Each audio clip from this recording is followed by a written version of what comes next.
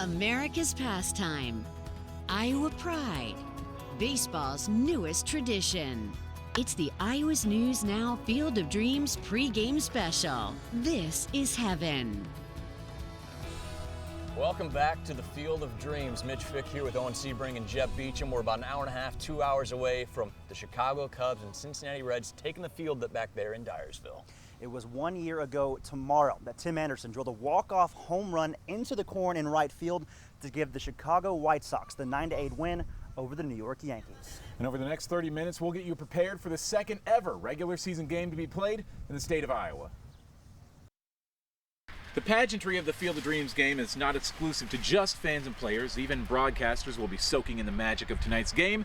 And even a veteran like Ken Rosenthal is no exception. The senior baseball sports writer has been covering the game for the past 3 decades. And in an exclusive interview, Ken tells us that covering the Field of Dreams game is unlike anything he's ever seen before. Ken Rosenthal has done it all. An Emmy Award-winning veteran of 30-plus years covering Major League Baseball. 5 feet, 4.5 inches of baseball genius.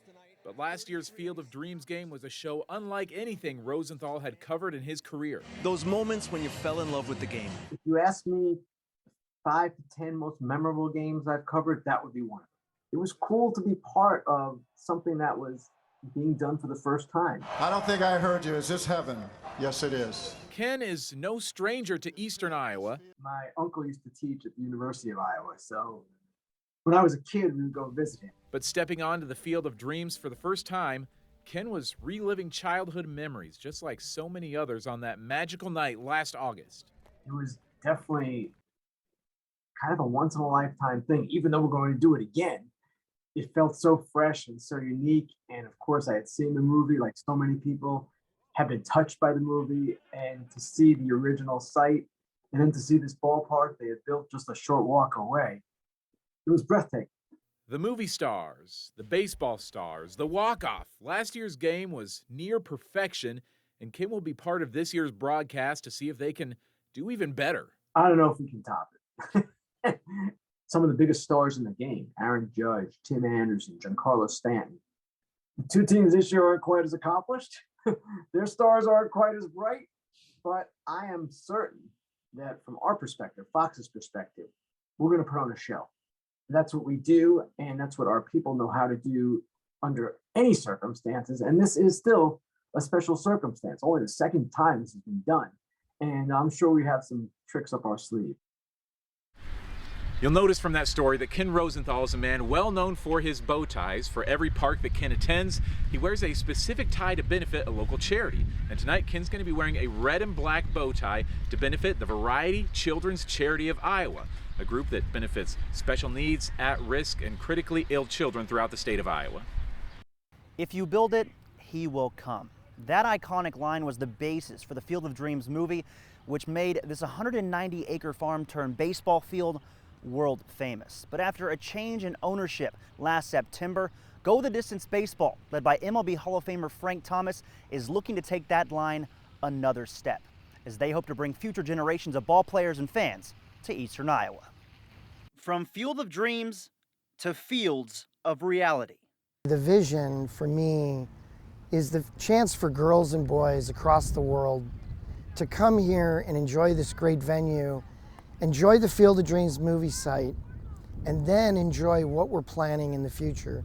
An $80 million expansion project announced back in April will turn land next to the movie site into a state-of-the-art baseball and softball facility. Very candidly, will be the elite complex in North America, but also have the link to this iconic site.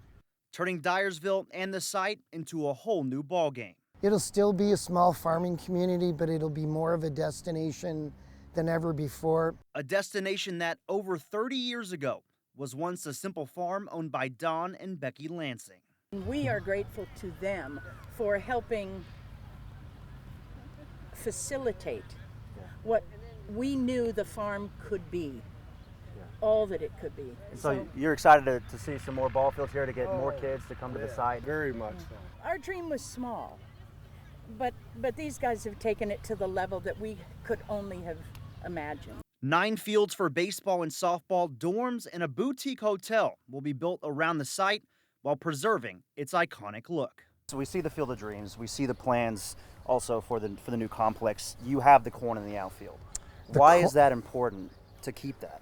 The corn's the very fabric of this place. So the corn will surround each one of the 9 diamonds. And I think if I'm a kid from Chicago, Kansas City, Minnesota, Milwaukee, St. Louis, and where so many of our participants are coming, they want that experience. They want that uniqueness. A uniqueness longtime Dyersville residents Keith and Jackie Ray have helped build and maintain since the movie debuted in 1989. You got to be able to keep this field vibrant. You have to be able to keep it going. What they're looking to create is going to maintain the field itself. Keith, the CEO of Travel Dubuque and founder of the Ghost Players, and Jackie, executive director of the Dyersville Economic Development Corporation, believe the expansion project will pay huge dividends. That type of energy coming in here and that type of positive economic, improvements too, is going to help this field and help all of us. While not losing sight of the park's original purpose. They've gone to great lengths to make sure that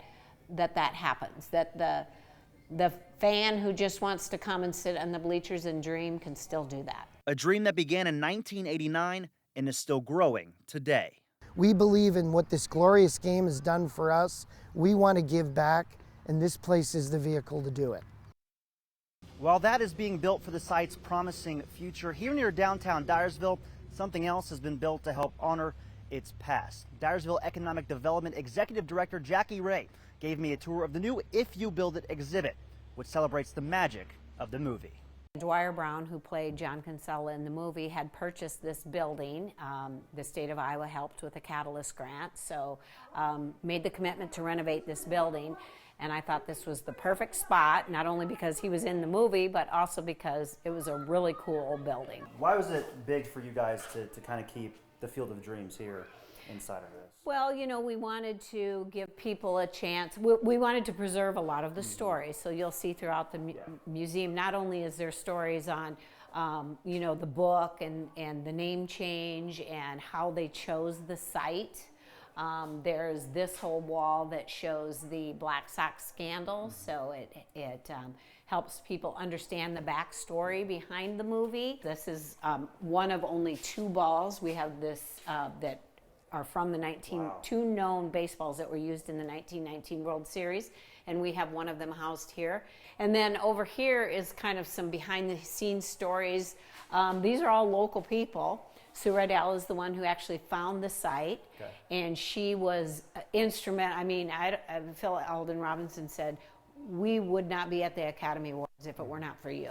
We do show a little bit of the house modifications, how they changed the house around and added the large wraparound porch and whatnot. So we give people a little opportunity to dress up in a uniform and do a Snapchat. So they can do that. And then again, there's more of just behind the scenes thing. Matt Damon and Ben Affleck were actually extras in the Boston scene. People don't know that. Really? Yeah. People don't understand that, they literally had to put food coloring on the grass to keep it green because that was such a drought. So then we wanted to preserve a little bit of the history that was the 2021 Field of Dreams MLB game. This is exciting inning, and then this will change. So and that's what I was hoping. Yeah. Obviously, you have a new game coming up, so instead of Yankees White Sox, it becomes Cubs Reds. And so this is going to update in something every single year. That's pretty exciting. Right? So look at. Wow. When you saw that, what went through your head? My God, it was. And then all of a sudden, the fireworks started. The fireworks seemed like it. To me, it seemed like it started the minute the minute the ball hit the bat. Yeah. It was just so surreal. Watching all of this, it gives me goosebumps right now. This is in our backyard, which is pretty darn cool. Now, almost as iconic as the field itself is the house by the Field of Dreams. Ray, Annie, and Karen Kinsella lived in this house in the movie. They shot here back in 1988 in eastern Iowa, and they do let the public have tours of the place nowadays. So we're going to go inside ourselves. Obviously a huge tourist attraction when people come to the site here in Dyersville, but give us some of the secrets inside of the house. It looks familiar from the outside, not so familiar sometimes on the inside. We get a lot of people that will ask us what percentage of the house is true to the movie, and we are completely upfront that very little is. These two figurines show in the scene when Kevin Costner first comes to look out the window when Karen says, "Daddy, there's a man out on your lawn." Also original are the corn candlesticks and candle holders, also in that same scene, but those are not the biggest souvenir left behind the family. I'll show you that. This looks the part, certainly. This is the original movie stove. This was first manufactured by Nash Kelvinator back in 1948, and with the exception of the clock, everything on this is still in working order. You can still plug into the stovetop. You can cook on it. You can bake in that stove. About the only thing that can't be done, apparently, you can't move it real easily. We end with Dwyer Brown, the man who played John Kinsella in the movie, Ray's dad. He was going through some stuff when he came to shoot this movie. What most people don't know about Dwyer is roughly 30 days before he was due here on set to film such an iconic scene, his father died in real life, unexpectedly. He was not faking any of the emotion in that film. He actually was swallowing quite a bit to keep himself together long enough to film, but he did say that it definitely did impact how he portrayed the character. After all, so many parents and kids have that connection with the movie because of that iconic catch scene at the very end, and boy, you get a little emotional even just thinking about that. You feel the echoes in these hallways, whether it's the true-to-life stuff that was in the movie or stuff that's been meant to feel like the movie. Guys like Craig are helping bring those memories to life anytime you're visiting Dyersville. For the Cubs and Reds step foot on this special diamond, the Cedar Rapids Colonels and Quad Cities River Bandits played 9 innings here just 2 days ago. The sights from that game and what it meant for the players that hope to one day make it to the show.